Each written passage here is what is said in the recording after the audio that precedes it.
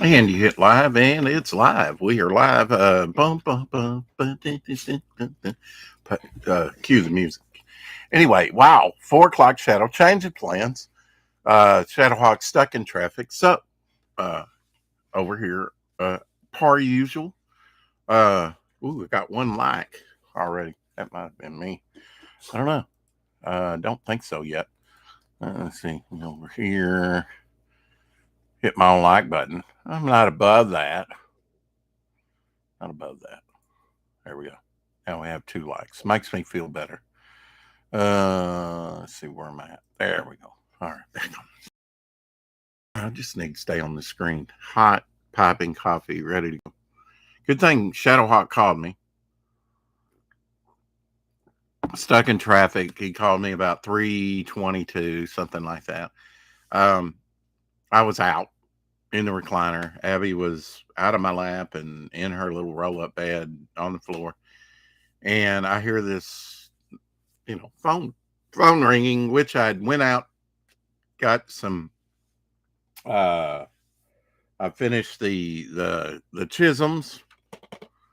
Uh, so I had to go put a few things up. I didn't put this up because I wanted to show it to you.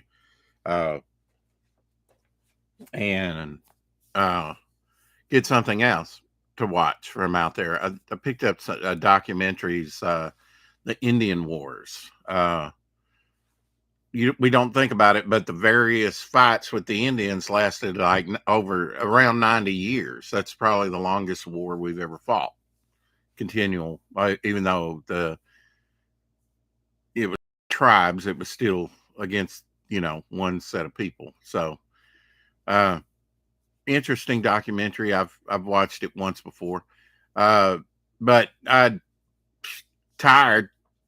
Called my sister earlier today and laid my phone down on Hell Shadowhawk and laid my phone down on the barbecuer. And so he called me and I heard it and woke up and said, "Oh crap," because it's very windy, very gusty out there. I did get out, so why my hair is like right now because of that wind. We went. I and Abby got out to the bank. I need to let her out anyway before the show, and she's munching on a milk bone. She really doesn't like milk bones that good. Those away at the bank, so why not pick up a free treat for her while I was in there? Went to the bank just across the street and then came back. Very gusty wind. I said, "Is it supposed to rain?" Because it felt like rain all day long, although it was kind of last night it was kind of nice. But yeah, the gusty winds kind of come and go. But yeah, it's really gusty out there right now. And they said 20% rain, so I don't think we're going to get rain. That's good. Shadowhawk says, "Hell, Rex," and the chat. Sorry, I got in the door. I just got in the door. I'll set it up at lunchtime tomorrow. Okay. So we'll be over on Shadowhawk's channel tomorrow. Omer Glitch in the house saying, "Hello, fellows." Hello, Omer. It's good to see you.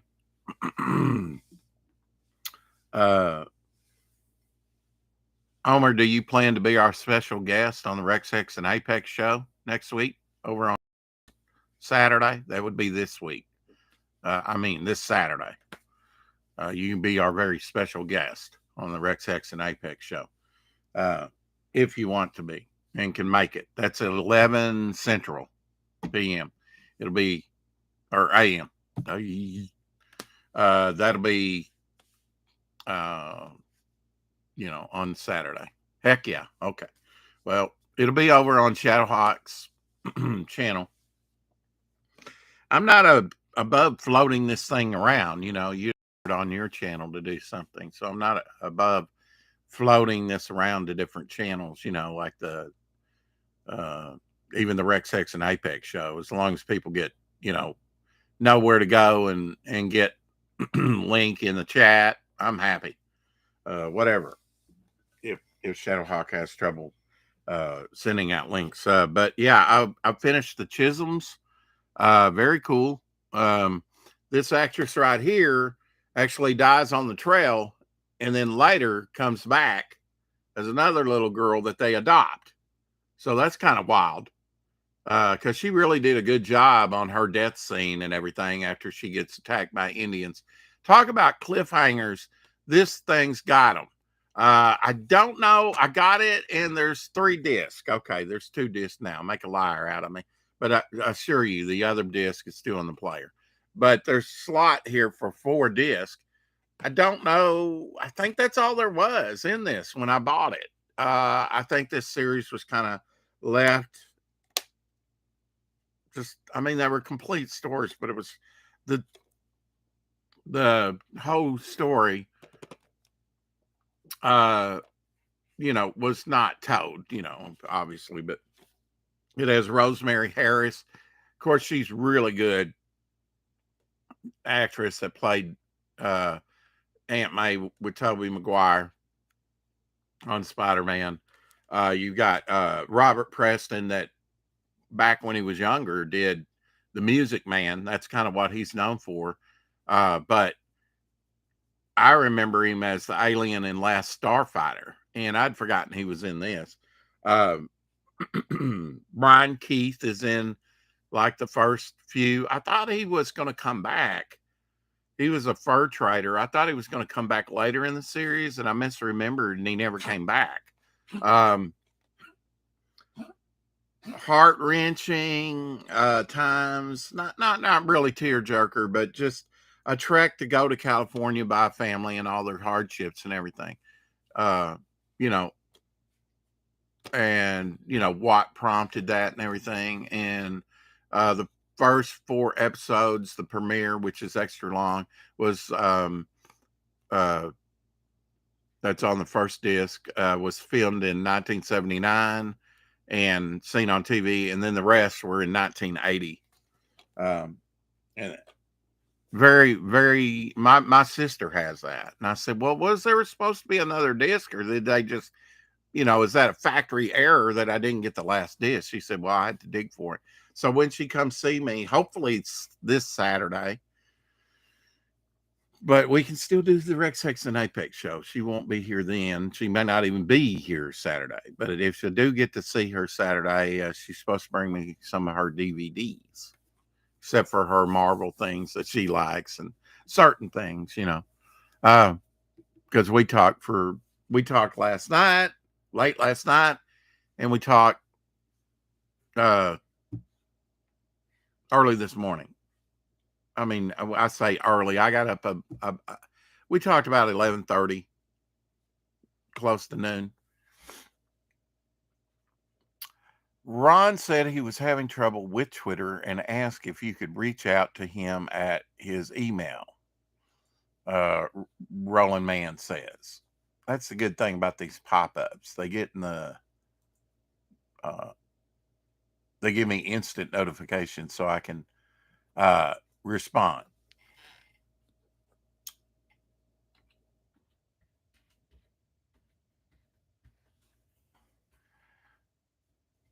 A quick for sure, and we're there.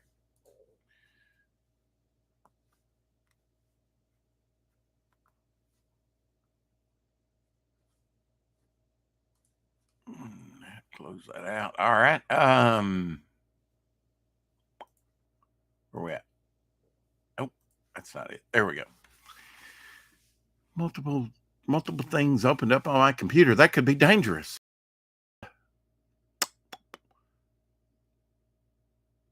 Gable Penshot says put Omer on a book ASAP.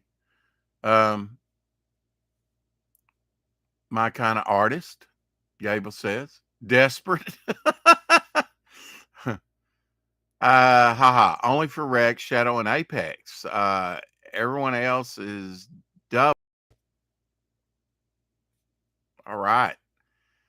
Not much traffic held me up. Yeah. If you got home about 4:01 or 2 right after 4, you were doing good. I'm sure you were trying to boogie it and get home. But it's the holidays. Expect that. Has everybody else been getting busy? I mean, I hate to go out. I hated to go across the street to the bank. They opened up a new pizza place over here. I think it's called the Brick Oven. something. I don't know. It's sort of like gourmet pizza or something. We've got something like that already. But the traffic in and out, I don't know if it's opened. I've not seen a grand opening yet. I don't know if they're like entertaining a few employees or special guests or something like that, or if it's actually opened. Looks like it may be actually open. You know how it is. A new place to open up, and all of a sudden they get busy. $20 is $20. Yes, indeed. I went and took my $20 and 35, whatever, out of the bank because I wanted to get some sleep aid. I went to Walmart. I mentioned that yesterday. And I didn't mention this, though. When I went to checkout, card wouldn't work. I said, oh, okay. But I saw a guy I used to play ball with, against basketball. He graduated in 83. I'm in 84. I said, did you go to, I thought in my head, okay, he went to West Side. I hadn't seen this guy in over 40 years. Okay, just that, let's just say 40 years. I hadn't seen him in 40 years, okay? But he's got, the ears, he's got distinctive features, and even though he was 40 years older, I was like, did you play basketball at West Side? And I said, weren't you a year older than me? I graduated didn't you graduate in 83? And he said, yeah. And I said, well, as I left him, I said, well, I've just got a face for, I've got a mind for faces. I remember, certain faces, distinctive, whatever. I mean, I think he was on the A string, whatever. So you see him playing against you year after year. But I thought it was pretty cool. I got a kick out of it. An eye for faces, yes. And I do that little eye thing over on X. They give you like a close up. Yesterday, it was the actor that did Clockwork Orange. I forget it, McDowell, last name. Got that one right, I'm sure. And today's was, what was today's? I've got it right too. Oh, it was Andy Warhol. Trying to trip me up with an artist, but I know Andy Warhol looks like, or at least in that shot I did. Has a face for eyes, though. Yeah.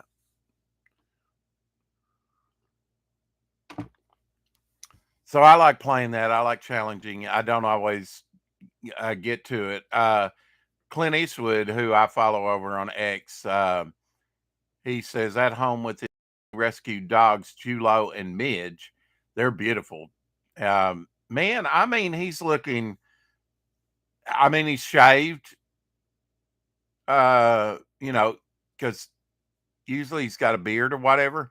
I noticed he's actually got like what is it? Even my sister recommended last night for me, and she's the one in the pain with 2 titanium knees and everything else. She's RoboCop, Warhol, and Campbell's soup. Yeah, Campbell's soup cans. Yeah, among other things, but that's what he's known for. Eyes Without a Face. Billy Idol. I know. Yeah. Talk about pop music. Talk about. But Clint Eastwood's looking. He's looking pretty, healthy for his age. But now he's got a. Is it CBW? It's not CBW. What is it? Tell me, Shadowhawk. It doesn't have the THC. My sister recommended, some of those gummies for sleep that has melatonin. Melatonin doesn't. I've got a moth or something in here. I saw that. Did anybody else see that? Or maybe it was a UFO. I prefer grilled cheese with my soup. Yeah, that's a good combo. I did fix that barbecue, bourbon barbecue manwich with that shredded up. I more chunked it up in small little, took my, what do you call those, pinking shears, whatever, the cut through bone if you need to, probably.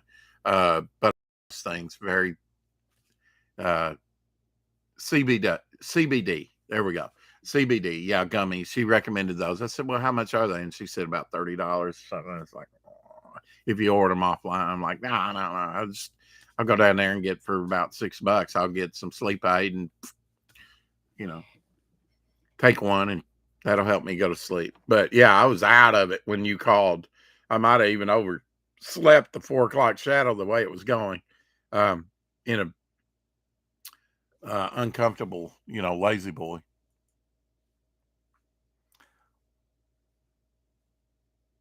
Put that light back on, and you can actually see your face, bud.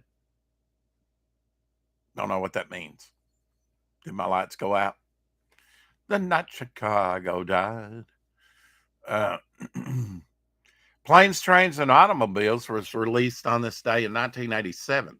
Steve Martin's epic car rental tri tri tri triade. Why don't we just use another word? I don't know that I've ever seen that word. Um, tirade. There we go. That's maybe the first time I've ever seen tirade. I'm gonna write that down. That's how my you know that's how my wordage increases. I've never seen the word tirade.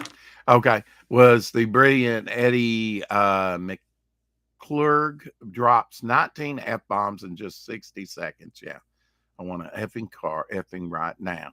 The movie would have easily been a PG were it not for this scene. Thank you, John Hughes, wherever you are. One of probably my favorite Planes, Trains, and Automobiles, my favorite Thanksgiving movie. Very funny. Great performances by Steve Martin and John Candy. Just everybody in it. That's where I get the joke. She's tougher than she looks. The last one she came out sideways, talking about having a baby.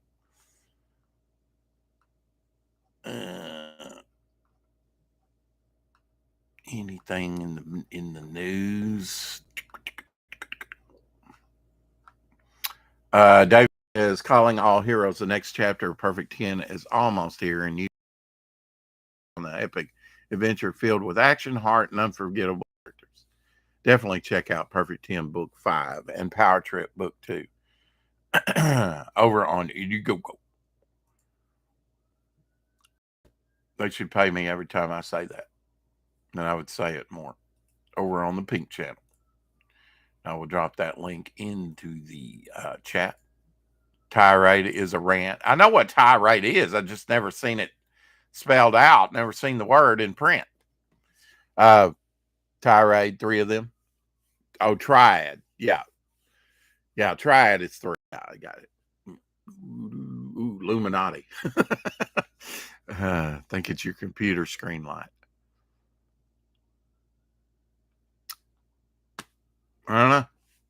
Nothing's changed for me. Maybe they're blinking out on me. Doo, doo, doo, doo. Cue the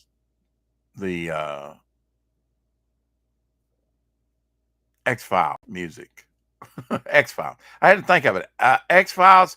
I maybe watched one episode of X-Files. That's it. I mean, I knew what it was kind of about when it was showing. I never watched it. There's certain, yeah, okay, I'm interested in it, and I'll watch it, and I'll take the time to watch it. Of course, kind of like I screen my calls, I screen my TV, what I watch. And I just, that was on Fox, didn't have Fox, so wasn't that interested in it. Yep, it was just the screen was brighter for a bit, whatever you were looking at. Oh, okay. Huh.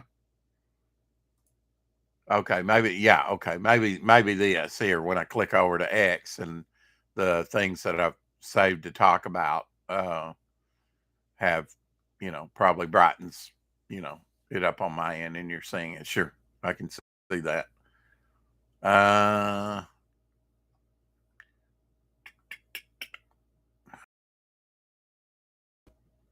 Star Circuit, we haven't talked dropping some stuff. They dropped a nice page today. Star Circuit is a turbocharged comic about a street racer and an unusual glitch. Uh-oh, Homer. They're on to you. Attempting to win against unbeatable androids. Speaking of that, and you can see that at starcircuit.com, and I will drop the link for that. I created a new robot, or it's actually VeraViaStudios.com. Okay, whatever. I'll drop the link to it here. Cool. Yeah, sequential artwork. Oh, weird. Because it is a different beast from different, pinups, whatnot, sequentials, are a different beast altogether. That's for sure. Gable was right in that, if that's what his inference was.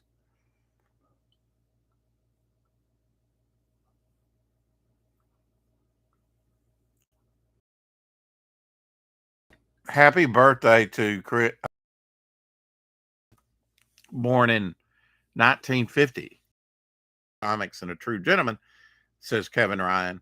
Uh, Chris has given us so many memorable stories from his multi-year stint on X-Men, creating Iron Fist, and even writing War is Hell. And I believe that was I guess War is Hell was a Marvel war book. I think that's a Marvel title. But you think of war, you think of Sergeant Rock, you think of uh, so many great war titles that they had for so long. Somebody posted KO Comics #1 from 1945, done by Jack Kirby. Mysteriously, one shot cover features a character who doesn't appear inside, signed JCA. Some sources say Dick Ayers may be the inker. That's cool. I'd like to get a copy of that. I just wonder, you know what? Why wonder? Why not wonder? Why? She walked away. See, I break out in song just like Apex. Go over to eBay and I'll just do a search for KO Comics. Sure. K. Uh, they needed better editors, obviously.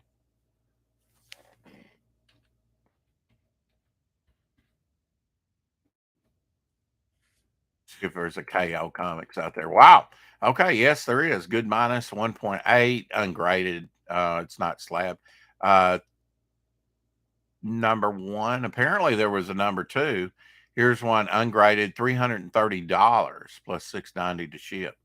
You're going to charge that much for the book, but like just barely enough to ship it.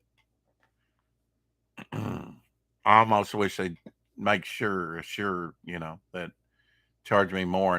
But I mean, even if they charge you more on shipping, there's no guarantee it's going to be, uh, and that's through my comic shop over uh, eBay. Okay, Comics #2. Here's a 4.0 from 1940. 4.0, for an older golden age book like that, that's not too bad a grade. Uh, Pretty nice looking copy. $495 with $6.90 to ship. Same people. My comic shop. I'm trying to look at a year here. Oh, 1940. 1940.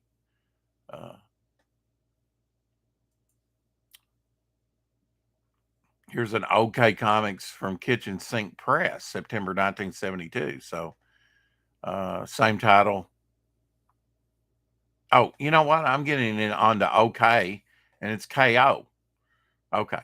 That's what I'm looking for is KO. Okay. So here's another KO Comics, mid grade. They don't grade it. 1945 is when it came out.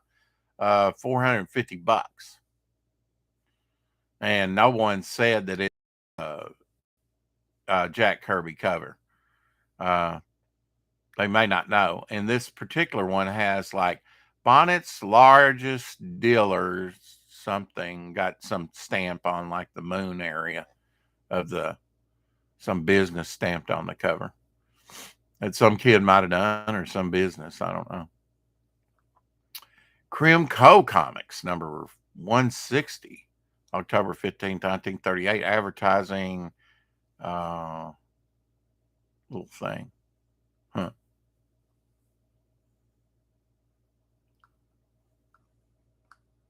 There's another okay from Kitchen Sink. That could be had. But it's KO Comics. Okay. So not a lot, but did get a couple of hits on that one.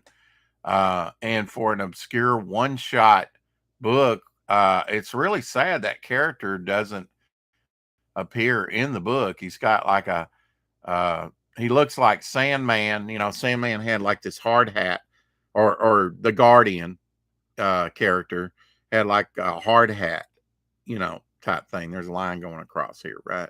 But it's got Thor wings on it, a red cape. So, and he's like, larger than the buildings, which is what he's standing on with the moon behind him. So that's cool. That one to my collection, but guess I'm gonna have to have $300 something to do it. At least, though I only have two offered up. 1.8. The 1.8 didn't look that bad. I mean, I've had 0.5, graded. I've showed it Fantastic Four annual number 1. Looks perfect. I mean, it looks like very fine condition at least, except it's missing the back cover. It's not even missing the spine. Other than that, it's great. And I'd rather see the last page of Fantastic Four number 1 reprinted on the back than I would that crazy ad they had on the back of the book. That's a gem in my collection. I will treasure that thing. Even though it's a 0.5. Because it's a good looking book. Good looking book. Key book. Early Fantastic Four lore. Probably the first time the Fantastic Four number 1 was reprinted. I'm speculating there, but probably is. That probably predates the 1966 reprints that they did, because they did do some reprints of that stuff in 1966. I have the Avengers one that reprints Avengers number 4, and those things used to be affordable. I mean, they were high, that $40-$50, but for the age of them, and that was only a few years ago. Now they're $300, depending on condition, whatever. They're beyond the range of most people just buying in. In fact, when I got my my Avengers number 4, I thought there was a mistake when I got it, because I forgot I bought that. Got it in, opened it up on my lunch break, and I was like, oh, did somebody send me a Avengers number 4? So I took it out, looked at it, opened it up. Different insides from the, it's one of those that came with a vinyl record, I think. But it's full size. Only difference is it doesn't have the 12-cent price tag on it. And it's like in very fine, high grade, condition. But it was obviously old, 1966, not as old as what Avengers number 4 would have been. I'll have to find that one, put it up back here, because it will fool you at first glance. Crooked Painter in the house. Hello. Howdy to you.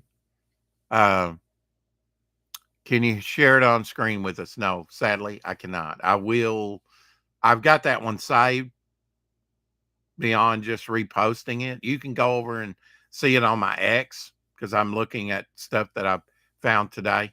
You can go over on X and you can view it, Homer. Pretty decent for 1940. Yeah, I mean, I bought some from back in the 50s. And and one of them was like 6.5. And just researching, doing the search on that, the different conditions of that book and other books like it, I learned, look, you're not going to get high grade. I mean, when you get like a 9.0 Action Comics #1, that is so super rare and amazing. And I'm with Shadowhawk on that. I don't know how they keep it in such fine shape for so long, you know, unless it was like the Mile High comic collection. And that's sort of a one-off thing. Pedigree books definitely bring a premium. Um, yes, doing good sequel pages is much harder than just pin up or cover artwork. I think so too. Yeah.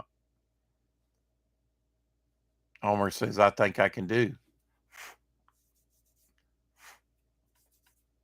I can't highlight chats if you go through YouTube Studio. Very limiting. I had to be on screen, no icon. Can't share anything I'm looking at, as you do through StreamYard. And that's why they want like $45 a month now, all of a sudden, along with all the other features. That's great if you're a larger creator, but we need to get monetized. We need about 60 something people to get monetized and,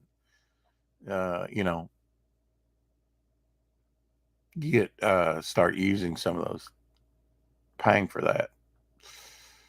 I wish they had given us some warning, that they were going to price increase like that. But they don't do that at the grocery store. So I guess nothing new, right?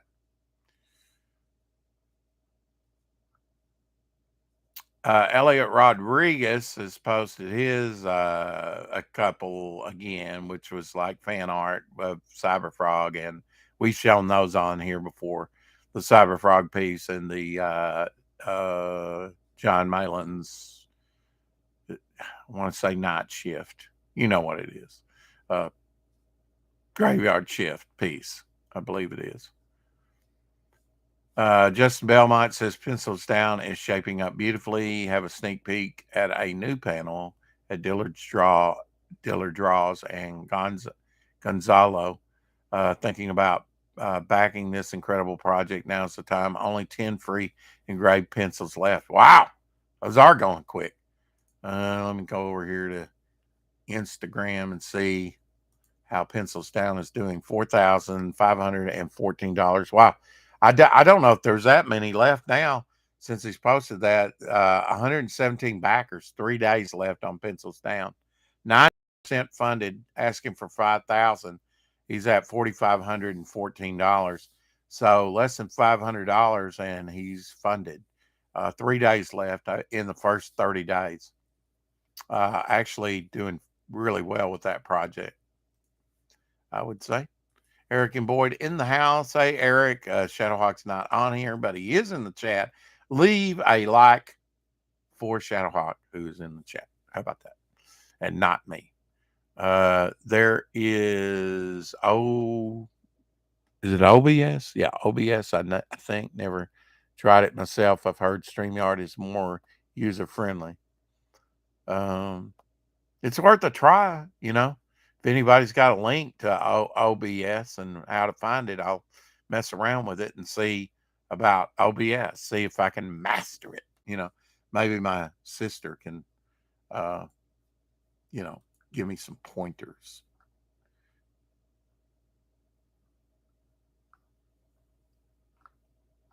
Abe Lincoln said, you cannot escape the responsibility of tomorrow by evading it today. A lot of Americans need to hear that.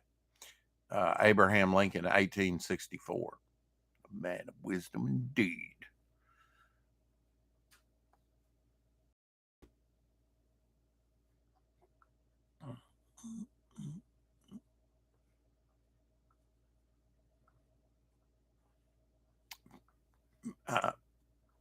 Noticed where Kirby, the people that do the Jack Kirby, Kirby at Kirby really, put up Fantastic Four #1. One of my favorite characters. I mean, one of my favorite covers, Kirby covers. I mean, who doesn't like it? A big old monster coming up out of the ground, grabbing the girl and the rest of them. And I don't know why Mr. Fantastic's all caught up in ropes, you know, never figured that one out, but hey, it's comic book logic. Um, but somebody put that up there, and uh, somebody also put Viking poo up there. Have you seen that? Lloyd's Bank owns this turd. The Lloyd's Bank turd. This ancient stool is the largest intact piece of fossil human feces ever found. The Lloyd's Bank is a coprolite or fossilized human feces specimen unearthed by the York Archaeology Trust during an excavation of the Viking settlement Jorvik, now known as York, in northern England. It stands as potentially the largest known example of fossilized human feces, measured 20 centimeters, 8 inches. So that guy had a good bowel movement in length, and 5 centimeters, 2 inches in width. Analysts of this stool sample has revealed that its originator's diet was primarily meat and bread. Furthermore, the discovery of several hundred parasitic eggs within the sample suggests, I guess they took a core sample of it, I don't know, drilled into it, suggests the individual suffered from a severe case of intestinal worms. In 1991, it garnered international attention when Andrew Jones, an employee of the York Archaeological Trust and a specialist in ancient feces. Is there such thing? I'm an expert in ancient feces. Wow, that's a job. Eric needs to apply for that. He's our scat man around here, or so the rumor says. Famously appraised the item for insurance purposes. He remarked, "This is the most exciting piece of excrement I've ever seen. In its own way, it's as irreplaceable as the crown jewels," highlighting its unique value in the study of ancient human health and diet. Wow. And you can also see that post up, and right below it, I have Arthur Surdam, I guess. He's the person that was the artist on the first Marvel Zombies. He's got a woolly mammoth piece that looks very Frazetta-like up there, with little bitty caveman. This mammoth is truly massive, So that kind of goes with the ancient poo, ancient feces. Let me chat. I'm sure it's hopping after that article. If you like pew pews.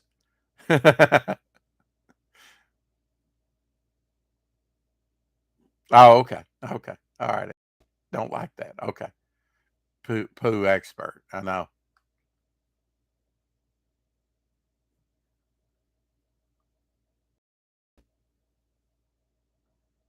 Gosh. Okay. I think I'm caught up now. Miss Doubtfire, starring Robin Williams and Sally Fields, opened in theaters 31 years ago. So I know where I was. Maybe not opening night, but yeah, I watched Mrs. Doubtfire a couple times. I love that movie with Robin Williams. Very talented. 1993, excuse me. Days End or End of Days. Not see how. Anyway, End of Days opened 25 years ago in 1999. That was Arnold Schwarzenegger movie. Seen it, don't own it. Can't remember much about it. If you want a Christmas movie, Christmas with the Cranks, starring Timothy Allen and Jamie Lee Curtis, premiered 20 years ago in 2004. Lou released his song Walk on the Wild Side 52 years ago, 1972. Murder on the Orient Express was in U.S. theaters with actors like Finley, McCall, Lauren Bacall, Sean Connery. I mean, you name it. That movie had uh, Anthony Perkins. I mean, had everybody in it. 50 years ago, 1974. Murder on Agatha Christie's Murder on the Orient Express. On November 24th, 1991, Freddie Mercury died at the age of 45. That was a loss of music. Giant, starring Elizabeth Taylor, Rock Hudson, and James Dean, opened in theaters 68 years ago, 1956. One of the few, three-ish movies, we'll say, that James Dean did before he was in a car wreck and passed away. On November 24th, 1958, Westinghouse Desilu Playhouse aired the episode The Time Element, which was written by Rod Serling and served as the original pilot for the series Twilight Zone. See what I did there? Toy Story 2 opened in theaters 25 years ago, 1999. My children love the original Toy Story. Came out, when they were younger. You'll scold me later. Scold me now. Do it. Get to the chopper.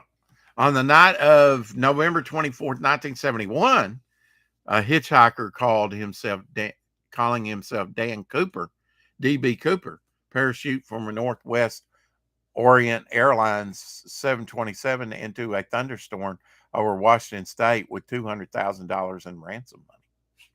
And some of that money's actually been discovered since then. Not all of it, though. In 1950, Zenith introduced Lazy Bones, the first commercially available remote control for a TV.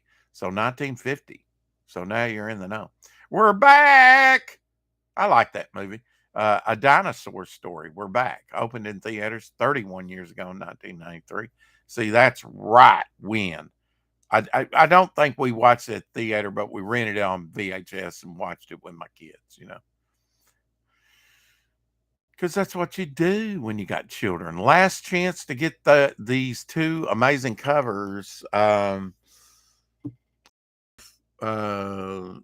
Nicholas Gear's project, Tin Soldier. Once the Kickstarter is over, we will never be printed again. He's got a Tick variant. He's got Eli Stone featuring the Tick's Arthur with the Tin Soldier, which is pretty cool. And then of course the one that's kind of after Purple Rain album cover. It's the 25th anniversary of the publication Dr. Midnight miniseries from DC Comics.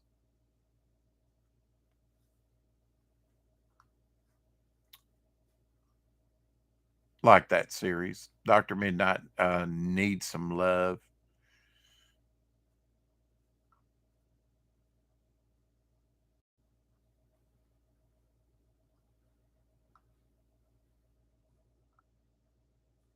I did not know that there was an Incredible Hulk cover with She-Hulk based on Pulp Fiction, the movie.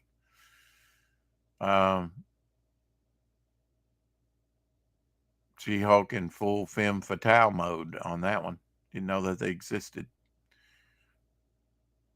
Don't think that's a mock-up.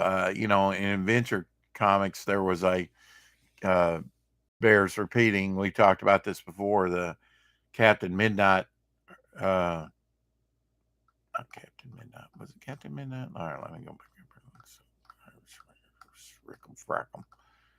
Frackum. Dr. Midnight. Yeah. Dr. Midnight. Right as I got up there. Dr. Midnight was in, they had an unpublished story of Dr. Midnight in one of those 100 pagers in the mid Bronze Age, and found out about that and had to have one and got it a few years ago off of eBay. I'm telling you, if you want to find some stuff, look on eBay. They've got stuff. It may be If you want really obscure independent stuff, um, look for stuff on, uh, on eBay, but on the My High Comics site. Often you have to do a specific search, but first, see, there's the catch. You got to know what is out there first and what to type in a title. Some of my greatest finds have been just something, do a search for something else, and something else pops up and go, ooh, never seen that before. That's cool. I'll buy that. Um, no, Nellie, I hope I said that right. TV, film and TV actress, uh, was born on the 25th today in 1920, known as Lois Lane. She was the redhead Lois Lane in the film series Superman, 1948. Atom Man versus Superman, 1950. TV's The Adventures of Superman from 52 to 58. And finally, in a different role, Superman Returns, to 2006. She passed in 2016 at the age of 95. I remember that when she passed away. Um, they totally left out that she had a cameo spot as the mother of Lois Lane in the first Christopher Reeves Superman. She was in that as well.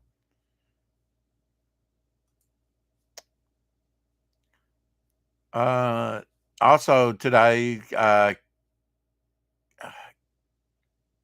Kath, Catherine Crosby.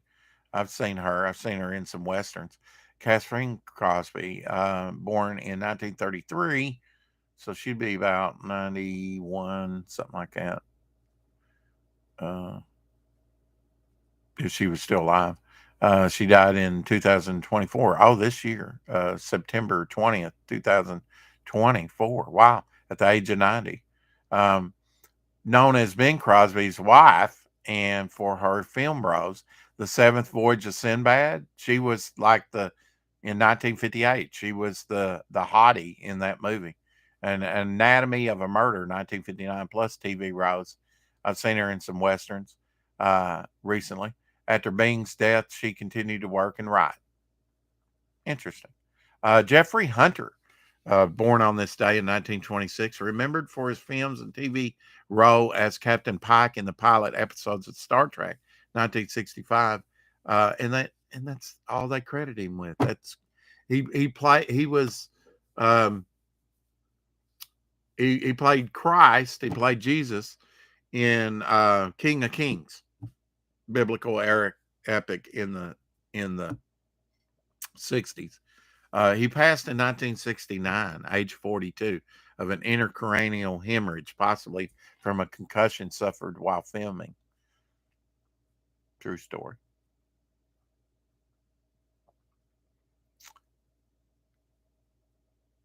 EJ Morges says, congratulations to Whiskey Bacon on the winning bid for his drawing of Salamandroid. Hope you enjoy it and thank you for your support. Yeah, you want to make some bucks, draw a Salamandroid. I hadn't been brave enough yet. Take that much time to do so.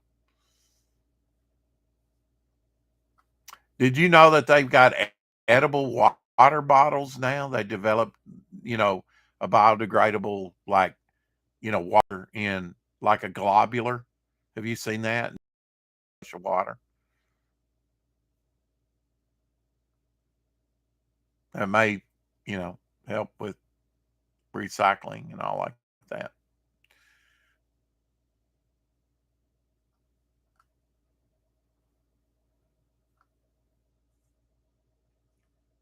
This is a mysterious Viking era treasure found close to a farm in the island in Sweden. Wow.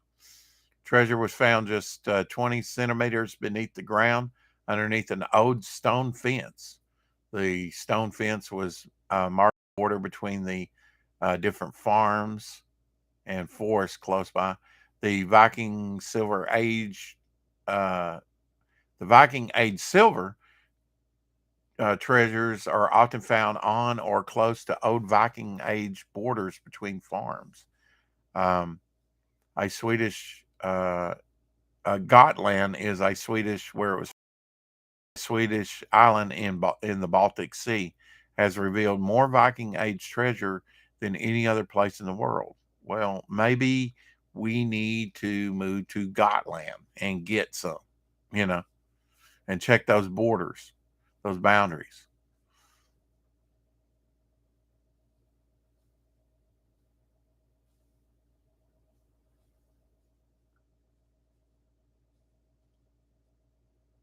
Hey, Mike Walters in the house, dropping in like, saying hi. Not moving over the week just yet. Nope, not quite. Um, Mark R. Largent says Jeffrey Hunter might have lived had he stayed on Star Trek. His wife was, yeah, but he didn't want to do it and he wanted too much money. He was more like in the mindset of a film star instead of, uh, TV guy. Uh, his wife was the one who told the producers, my husband is a film star, and turned down the second pilot. Yeah.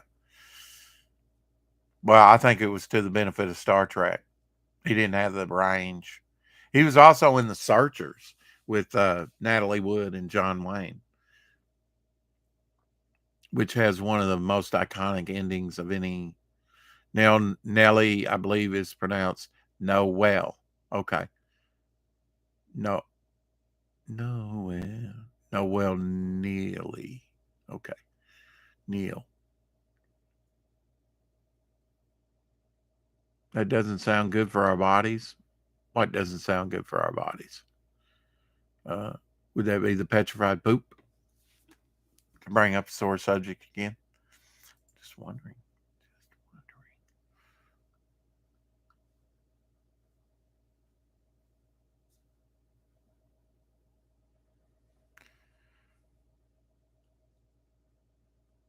Someone that I follow posted this: a 400-year-old oak tree in Scotland, winner of the UK Tree of the Year 2024. Wow. I've seen bigger, to just quote a movie. Well, I've had better was the actual quote from Liar Liar, but it works.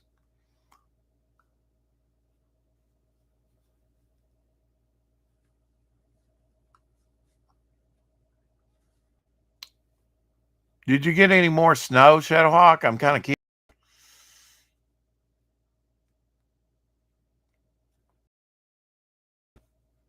Check out Nosferatu 2024. I will drop the link there. New printing, 22 graphic novel, and a new cover by the Kickstarter, but I'm going to drop the link anyway. Because there are some people that do back Kickstarter projects. Um, has Carrie not been in here? I don't think I've seen Carrie today. I was in a rush and didn't send her the link.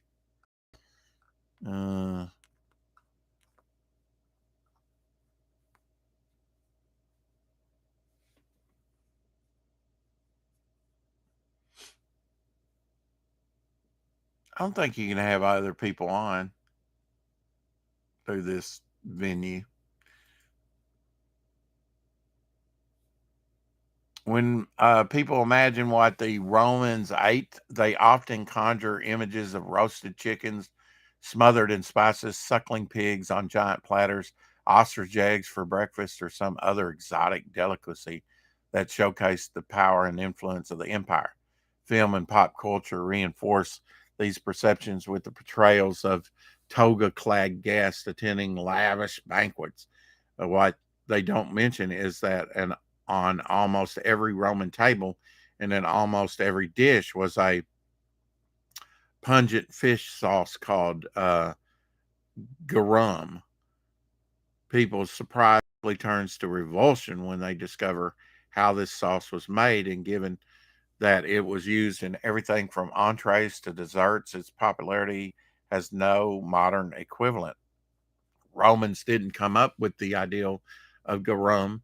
They did what they do best: take someone else's ideal of fish sauce and Romanized it.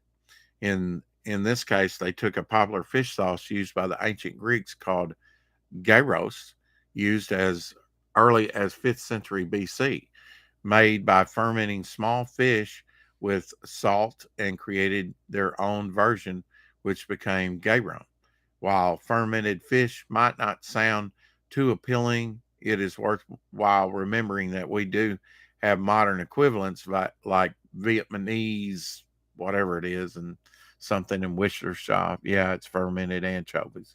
So fermented anchovies, which impart the flavor, the savoriousness and depth uh, to a variety of dishes. In fact, Australian chef uh, Adam Law maintains that dash of fish sauce can improve almost any dish.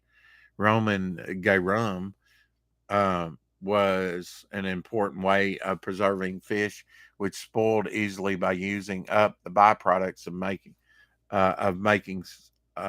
salted fish. To make gay rum, vats were filled with fresh fish guts. Wow.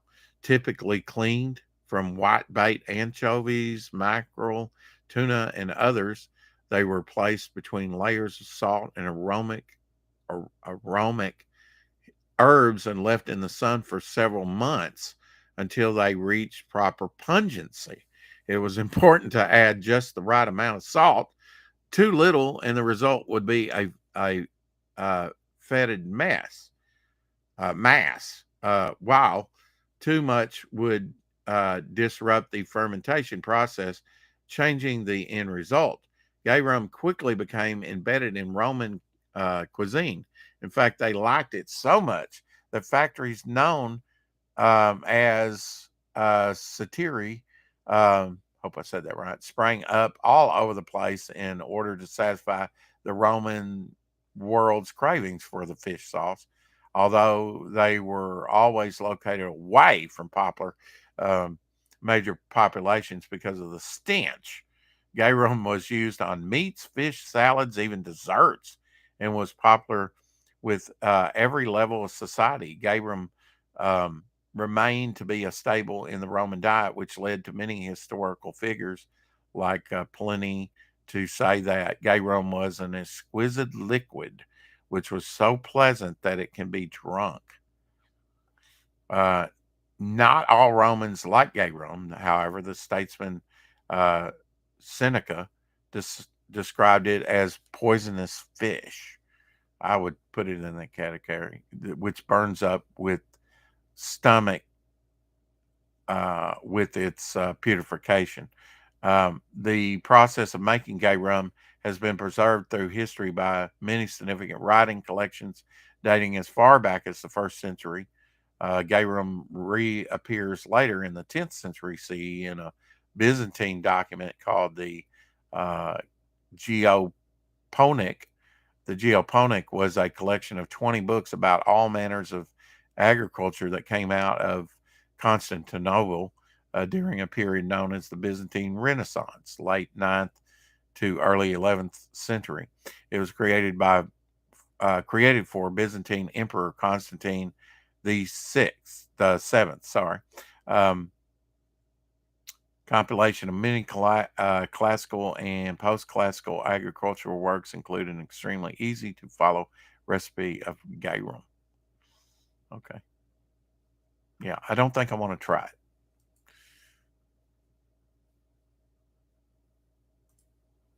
No way. Not for me. Uh, you missed it. Yeah, he was running like caught in traffic. Anchovy paste. Yeah. I like a fine-tuned Swiss wind up this 4 o'clock shadow show. Yeah, often. Technical difficulties. Fish sauce is still huge in Asia. I imagine it is. Yeah, I mean that's a major staple in their diet, right?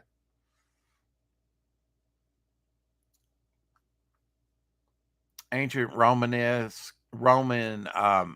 mosaic is discovered in the woman's changing room of the central baths in Herculaneum. This intricate design featuring a Triton surrounded by dolphins, cherubs, octopuses, and cuttlefish showcase the exceptional skill and artistry of Roman uh, mosaic. It, it's that's a hard word to say, and I'm not going to try. So interesting. Yeah, I mean, seafood was a big part of their life, so why not depict it in their art?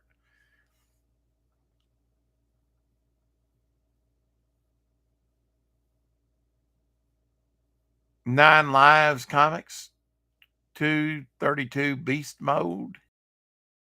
I will show you the link for that. That's as soon as it comes up here. Do, do, do, do, do, do, do. Shane Davis's Inglorious Rex, Volume 3 comic book. Wow, 2005. 2,056,030. 2,769 backers. So Shane Davis killing it on Inglorious Rex Volume 3. 98%, let's see, taking pre-orders. Okay, so taking pre-orders, it says. All right, drop that link for you. Inglorious Rex 3, yep. There we go.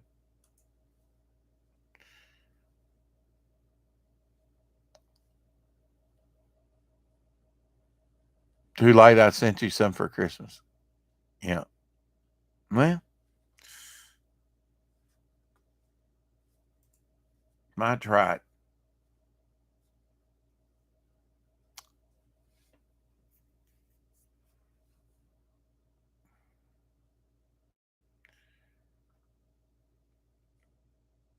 Ghost crabs can move 100 body lengths per second. Think it's the fastest crustacean in the world. You capture one of these things and let it go, and it's like pew. It's headed for the water. Ghost crabs. Have you ever seen one? Can move 100 body lengths per second. That's quick. That is phenomenally quick. Lots of to run with. Happy heavenly birthday. The 24th was famous Monsters of Filmland writer and editor and Vampirella co-creator, the Acker monster, Forrest J. Ackerman. Ackerman also coined the phrase sci-fi to describe the science fiction genre. So it was his birthday, November 24th.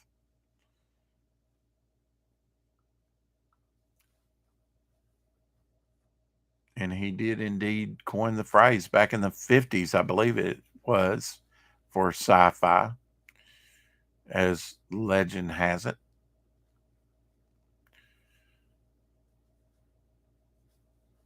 On November 23rd, 1984, Boston College defended Miami 47-45 with a 64-yard Hail Mary pass from quarterback Doug Flutie. Anybody watch that? Love those last-minute wins. 64-yard throw. Capture it in the end zone. Very cool. Gamera turns 60. 60. That's not the noise Gamera made, but that's the noise we make for big kaiju around here. Turns 60 next year. For his 50th anniversary, he got the short film that debuted in New York Comic Con. What do you think he's getting this time? I don't know. Be interesting to find out. We'll have to wait a year to find out. The Croft Super Show. I used to watch that as a kid. Probably drive me nuts trying to watch it today. Hasn't been seen entirety since 1976. And shockingly, you can see all episodes uncut for free on Tubi. This includes Electra Woman and Dino Girl, Wonderbug, Magic Mongo, and Dr. Shrinker, and Bigfoot and Wild Boy. Those are all over there on Tubi. I used to watch all that. Chess is one of the oldest games that is still around today. Although no one knows the exact location where the game came from, there seems to be a consensus that the game originated in India more than 1,300 years ago. Over the course of centuries, chess has become undisputed queen of all board games. It has been subject to more exhaustive analysis, and it has had more books and articles written about it than all the rest of the board games put together. It was once calculated that on a worldwide basis, an average of more than one book a day is published on some aspect of game or another. In more than one country, chess is regarded as national game. Those who play at elite levels can earn large sums of prize money and receive many special privileges. They are considered just as much as a celebrity of baseball and basketball players in the United States or best soccer players of Europe and or South America. Modern game of chess, however, bears little relation to the original game invented in India. And yeah, and I mean, you had similar peg, put pieces in slots in ancient Egypt as well.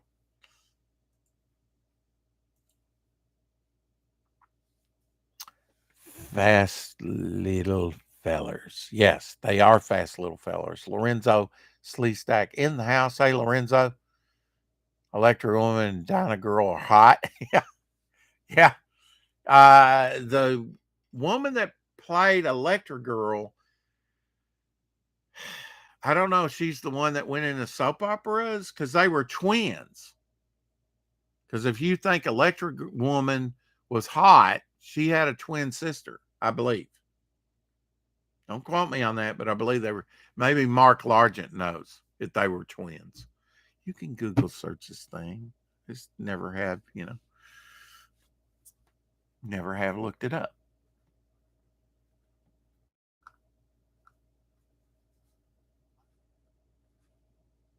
Over $1 million of Rob Liefeld art sold at the auction on November 22nd.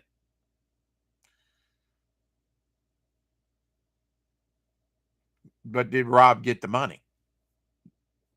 Probably Marvel got the money. I don't know. Unless he owned the pages, got his artwork. Few more like that, and he can fund his own Deadpool movie or whatever he wants. Maybe he can give Todd McFarlane a loan to get the new Spawn made. Who knows?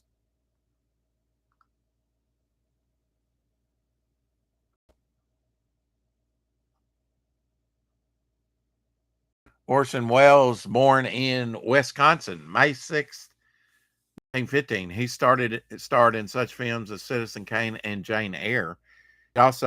He was also a director and writer. In later life, he starred in TV commercials. Remember that? For Paul. I know I'm going to say this wrong. Is it Paul Mason? He would often end the advertisement by saying, "Where's the beef?" No, wrong commercial. Sorry. We will sell no wine before it's time. Because he was definitely a wine drinker. That's for sure. But yeah, I remember that. The Page Master, starring Macaulay Culkin and Christopher Lloyd, premiered in theaters 30 years ago. Is a blip on the radar. That was one that I remember coming out and was kind of intrigued the way it was, live action going to animation and then back again to live action at the end of the movie. And using the voices, of the characters in the animated. 1994, so that would have been around the time, see it with the kids. Shin Godzilla. Uh, they did a little film on that. Uh, Shin Godzilla's here to stay. I guarantee you there's some Shin Godzilla fans out there. Hawk may not be one per se, but guarantee you there's some Shin Godzilla people. She was twins. Okay, I thought so. And one starred in the soap opera for a long time. Um, they killed her on Days of Our Lives. It turned out it was her twin. Seems to be a parody for other superhero shows. Yeah. Well, they had everything. I mean, Filmation was throwing everything up against the wall during that time.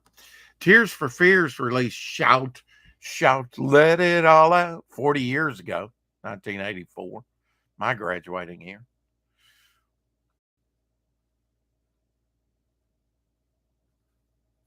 Skippy the Butt. Did you ever watch?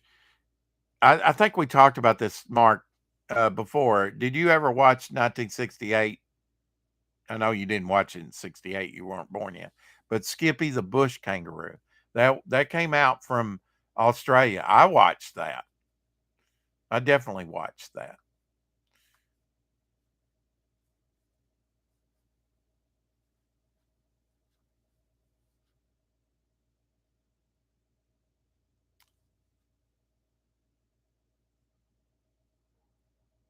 The 23rd was actress Bess Flowers, born in 1898, so the year before Devil Flyer was born. But she was actually born. This is, Devil Flyer's a fictitious character. But anyway, remembered as the Queen of Hollywood Extras, appearing in over 350 films and numerous TV shows.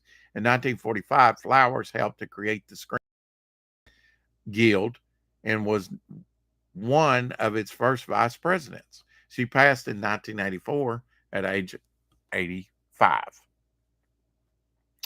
Did you know November 23rd was Boris Karloff's birthday? He was born 1 year earlier, or no, not 1 year earlier, born about a decade earlier, 1887, remembered for his horror portrayals, films, Frankenstein, of course, 1931, forever typecast in films. I guess.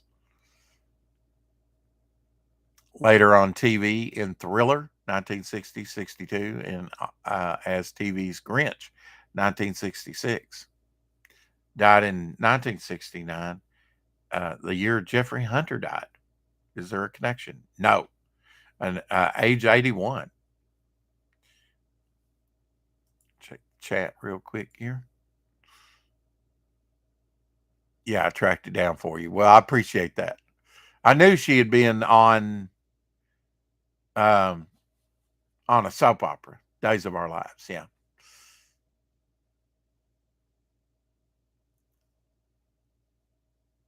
She was killed by the Salem Strangler. Yeah, that tracks.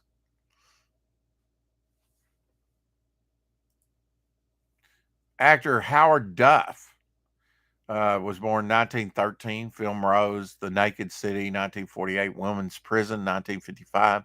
A Wedding, 1978. And Kramer versus Kramer, a late role indeed for him, 1979. And later on, TV's Flamingo Road from 1980 to 82. Knots Landing, 1984 through 85. Passed in 1990 at age 76.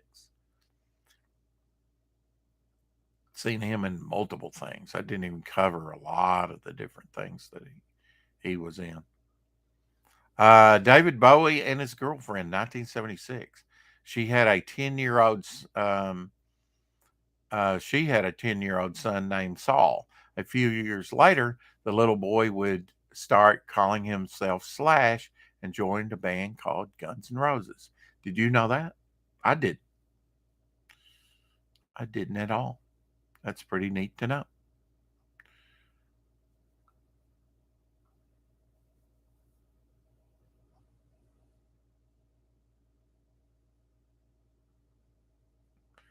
Hooper, 1978, where Burt Reynolds hits. Um, let me think if I can think of his name. Uh, oh, he's a football player. And, oh, shoot. Anyway, Burt Reynolds loved a good fight scene. There's a playfulness I love about Burt's movies, says The Stink. He really didn't care as long as people were having fun watching them and having fun making them shots. In Hooper, you can see this. You can see the top of the sets in wide shots. Most people don't. With a lot of actions going on there, they're not going to notice that. A giant piece of Godzilla artwork has been placed uh, onto a Japanese dam. Have you seen that posted with the pressure watchers as part of the new Godzilla in Sagar Dam art project powered by uh, Karcher? So, wow, with power washers, they just kind of made a big Godzilla by Sega. It says on there too. Got a little, city scene burning, and got a sign that says that little billboard. That's pretty cool. Anybody catch the good stuffs a couple of days ago on that good stuff series of unfortunate events as we talk about current events and other stuff? I can drop the link to that good stuff broadcast. Ran for an hour and 41 minutes, 17 seconds. So if you got that much time to spend, you want some entertainment, you might want to check that out. So here is the link for that in the chat. I just watched an interview, says Mark R. Largent, with Beverly Washburn. She was in a lot of cool stuff. Lorenzo says, I don't remember about Knots Landing. I remember one of the main actresses that was in it, the patriarch of the family. I remember her face. But yeah, Knots Landing, I really didn't watch a lot of. Uh, Dynasty, a little bit more of. It really the 80s in a way, even for primetime soap opera type stuff, was big. That's the starting at the end of 1979, the end of the 70s, going over into the 80s, and around 81 when Luke and Laura on General Hospital got married. Soaps were pretty large with some people, at that point, drawing in millions of viewers. So soaps kind of came into their own there. Although my favorite soap is sort of a gothic soap called Dark Shadows. Dan, uh, don't remember anything about Non-Slant. It would have been memorable had it starred Don Knotts. Yeah, maybe.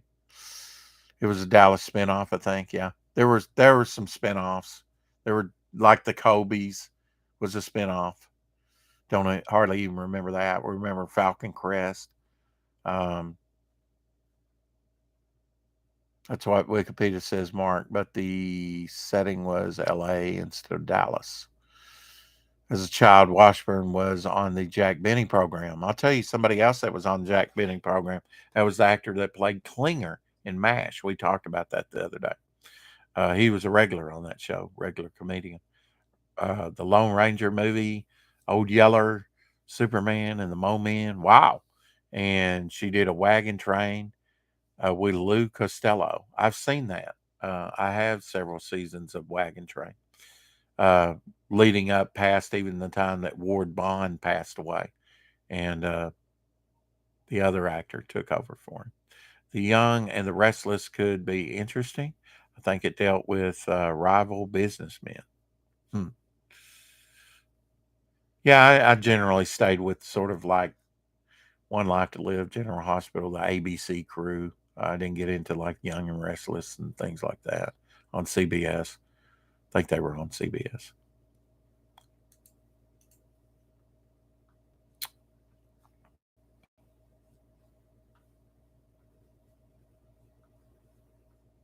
Yeah, I watched an episode recently um, of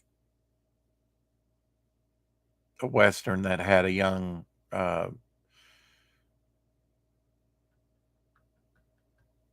what's his name? He played Butch Cassidy in the Sundance Kid, and it wasn't Paul Newman. It's the other guy.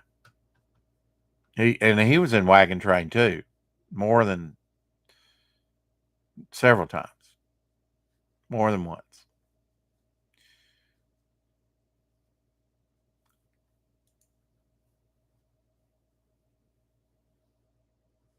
Now, if I drop the link of this, so let me drop the link to this here in the chat.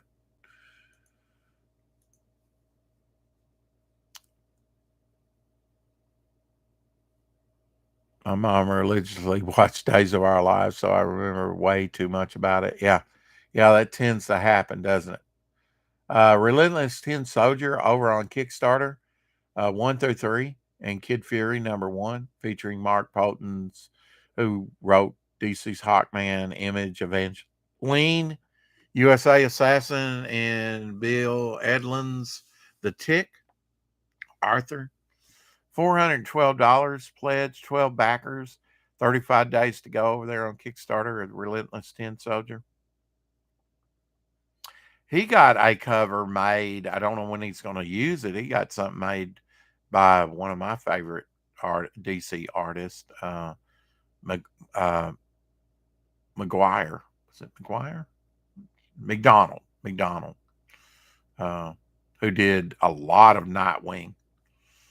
I'm not seeing that particular piece on this campaign, so it'll be interesting. And that ain't cheap. I've checked his prices out. I was thinking about using him and still thinking about using him because he's one of my favorites. And he did a great sort of Ant-Man homage, of like the Relentless Tin Soldiers underneath the magnifying glass.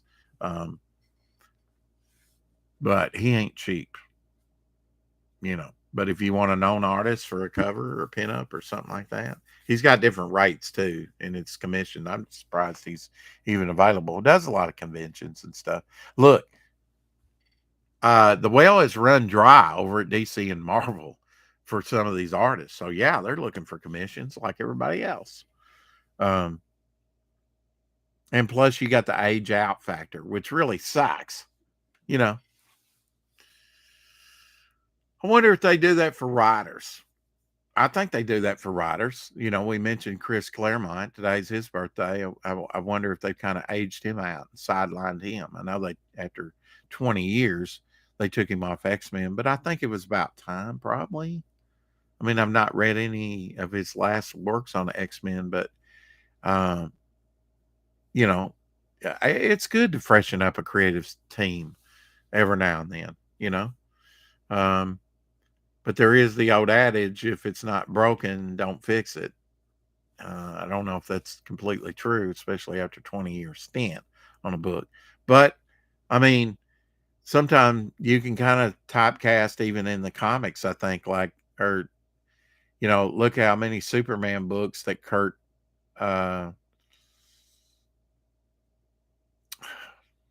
brain's not working. The artist drew for over 30 years. Kurt. See, I can't even think of it.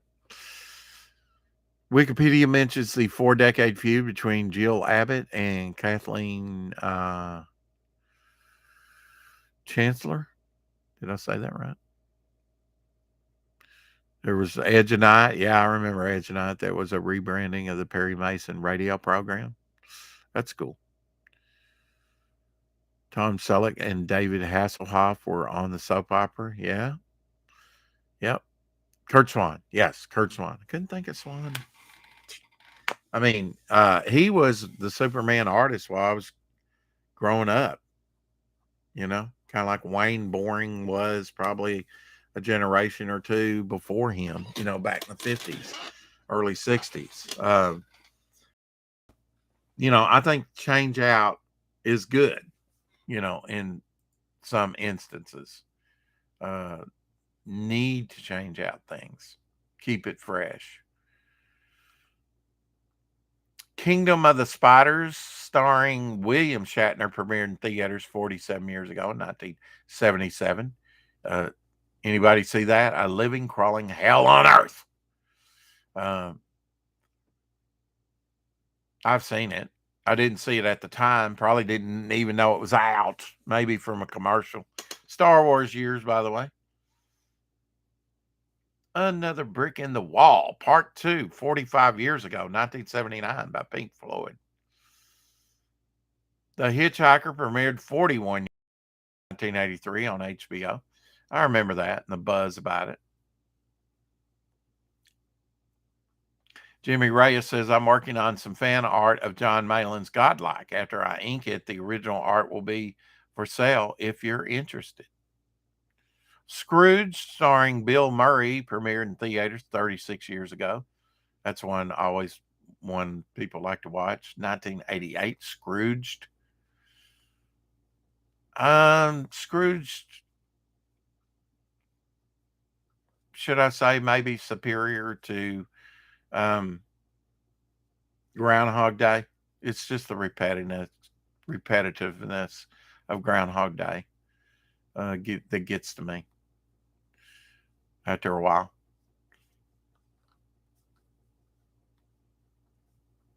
King cobra, the world's largest venomous snake, measuring up to 19 feet, which is 5.7 meters in length. Woo!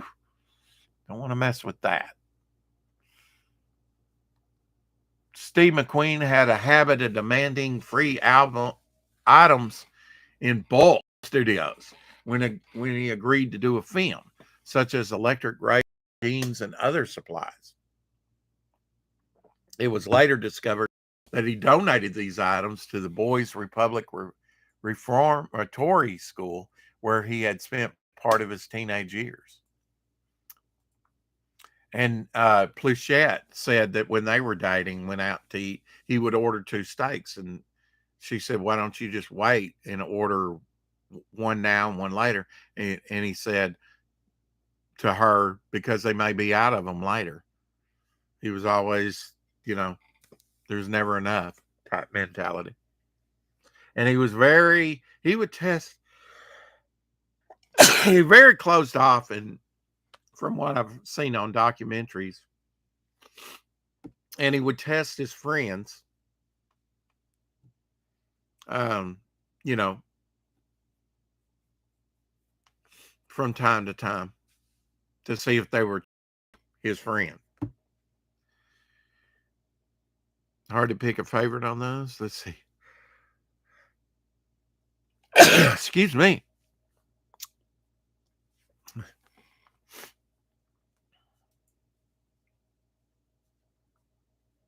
But that's cool that he remembered the place where he came from. Fred was the other, Peanut. They killed Peanut. Well, Fred was the raccoon. Dan Lawless says, based on positive feedback from one female, Cecil is now considering adding Fred and Peanut trading cards to much of the to make the Cash Grab 2 campaign slightly less repulsive to female audiences. We'll see if that works. Okay. Yeah.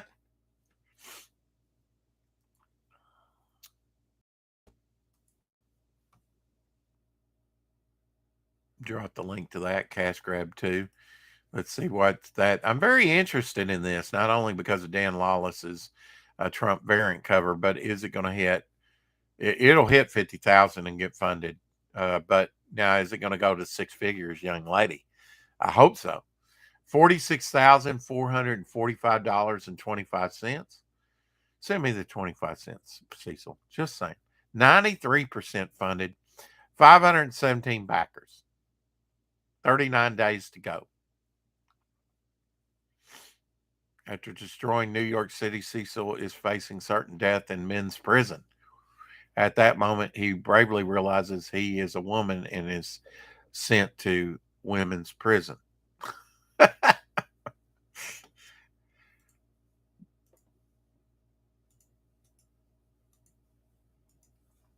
you go. The link to Cash Grab 2.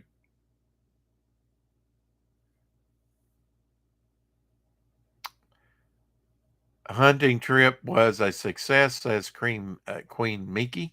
I shot 15 squirrels and 56 raccoon. That's just enough for 20 pairs of gloves and 25 hats. Also, the tails will make great keychains. Miki Crockett, queen of the wild frontier and comic skate, she says. That's funny. Dan Lawless says, oh no, poor Fred.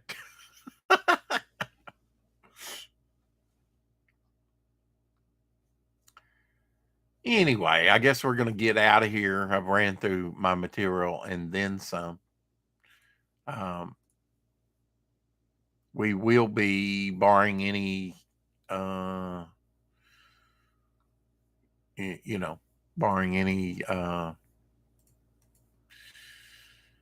certain words come to my mind. Difficulties from out of Shadowhawk's system of setting it up, and I don't anticipate any of that. We will be over for less than 2 weeks now, just 13 days. The next 13 days over there on his channel, sort of promoting people to come over and subscribe and like over there on his channel. I'll be doing some additional streams over here with different themes, like showing some pet, other collectibles, maybe some production of art and stuff, original artwork, things like that. Just whatever might come to mind. And greedy little hands.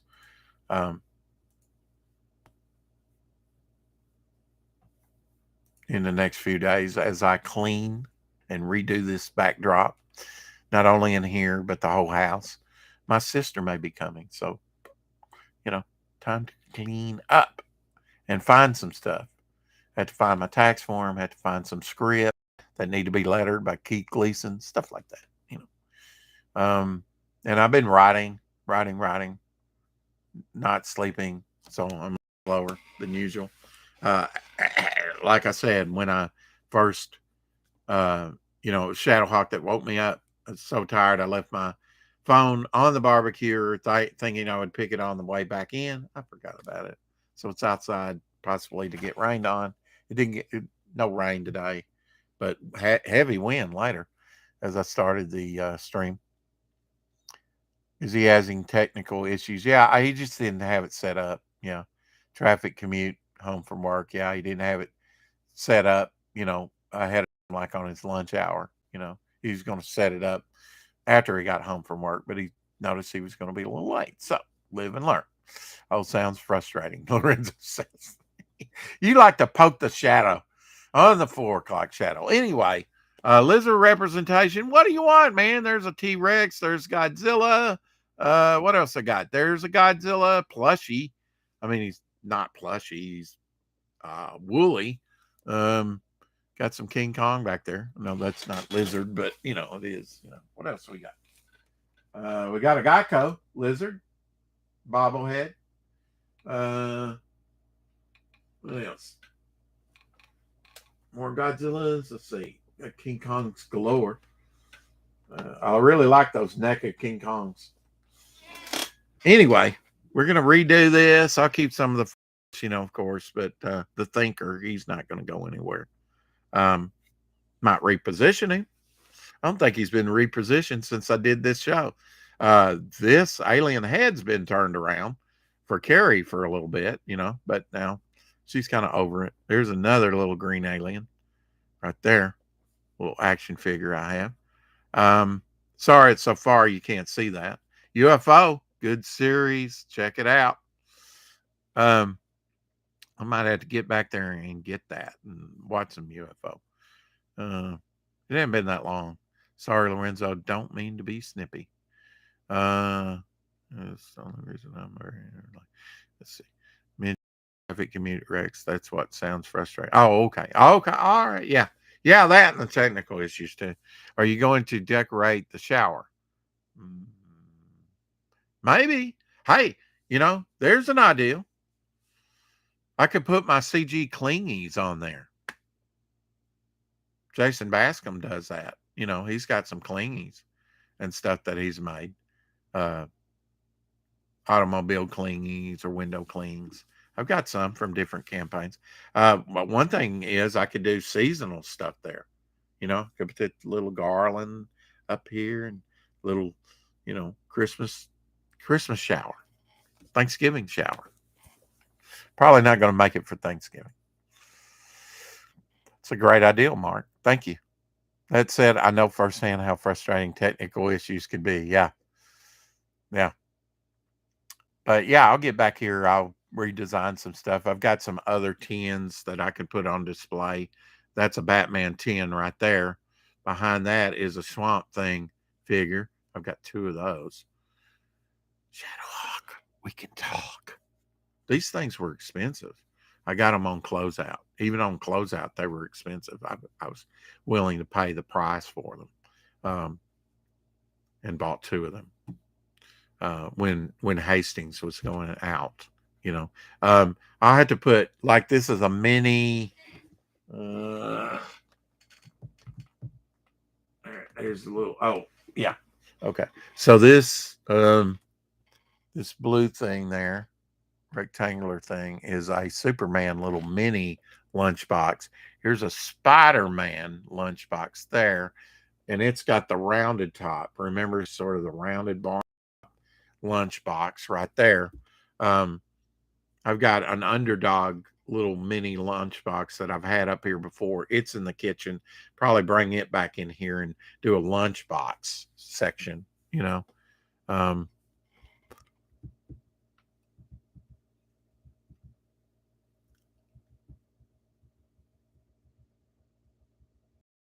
a mannequin with a shower cap. Yeah, yeah.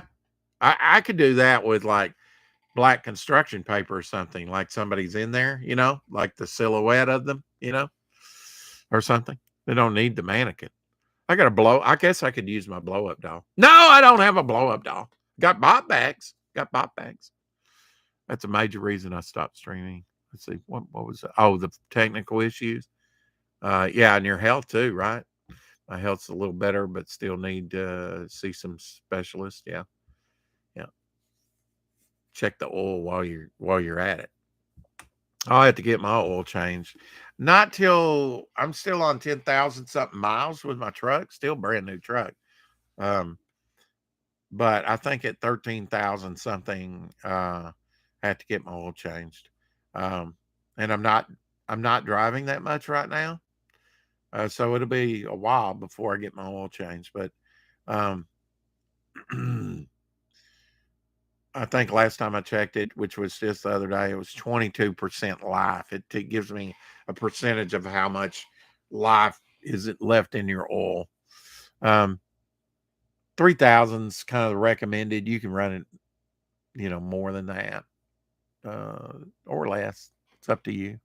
But as expensive as oil changes have gotten, especially if you go the synthetic way, which will last a little longer too. Could be Norman Bates in a wig with a knife. Yeah. I saw listening and while cooking some chicken and rice. Not saw. You've been listening. How about that? While cooking and some chicken and rice. Sounds good. Yeah, I finished. I still have some of the sauce because I got a slotted spoon and drained it, and just got the meat with the sauce on it. Otherwise, it would have been too much salt for the meat that I had. In fact, I'm going with Abby after the stream here in a few minutes. We're going to go to Aldi and we'll get some more probably turkey meat to make tacos with. And I need some more meat to use up the additional sauce that I didn't use. Plus, I got another can of it. Would I recommend the bourbon barbecue manwich mix? Pretty good with the shredded pork. Wasn't bad. I ate it by itself. I sauteed some onions and put it in there. Also made the very first. I just put some on bread and ate it that way.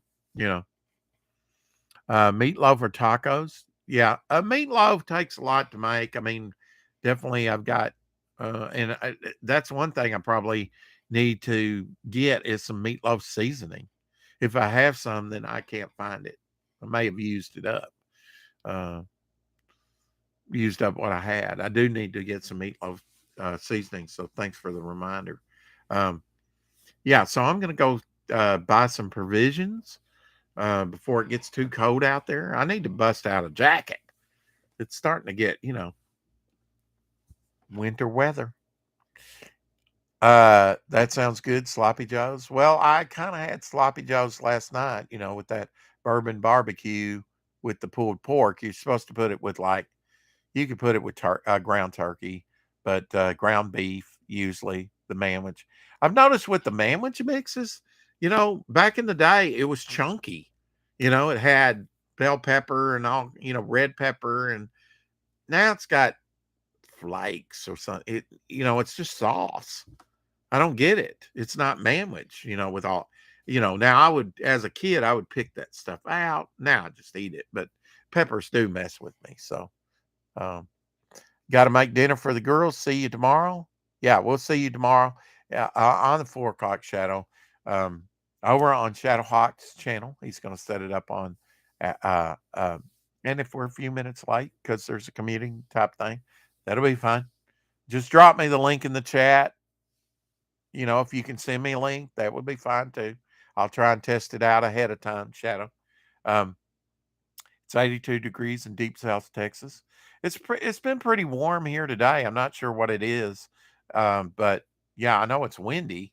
At least it's not raining. I got to call the crew over here and finish the work on my house. It's going to be snowy winter time by the time they get over here. Not heard a darn thing about them. I've still got um, the girders or whatever on the side of my house and on the back of my house, and they've got a wheelbarrow out there and some boards and other stuff, that's kind of in the way. Anyway, keep collecting, and we'll see you as soon, tomorrow over on Shadowhawk's channel, and we'll pick this up then. Um, and I'll be out of here just as soon as I hit the end button. So, bow for now. Boo.